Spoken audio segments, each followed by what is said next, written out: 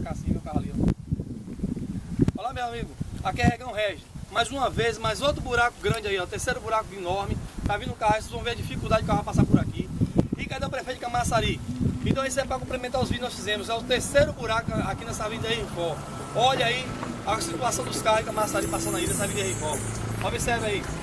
E aí, meu amigo, dificuldade aí. Viu? Olha o carro passando aí, dificuldade aí Jericó. Nessa situação que está aqui em Camaçari, onde fabrica milhões de carros aqui na Ford, onde tem uma fábrica de pneu, passa vários trabalhadores todo dia aqui, arriscado a ser assaltado. Nessa situação que está aqui, ó, no e cru, vocês verem que não é mentira, não é nada aí. É você ver a situação que está aqui. Então as famílias vão para as praias, seguir pela praia para essa situação aqui, pode ser assaltada aqui. Mas nós estamos aqui para mostrar a você de casa.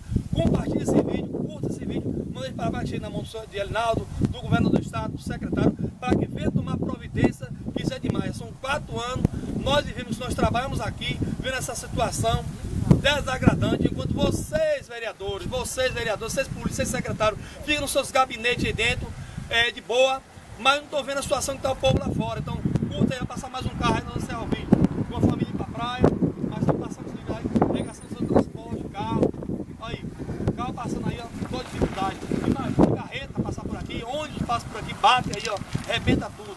Então fica um abraço a vocês todos aí, e aí, se ligue, Regão Regis, mostra aqui da câmera, pra cá, que é isso aí, Regão Regis está de olho em Camaçari.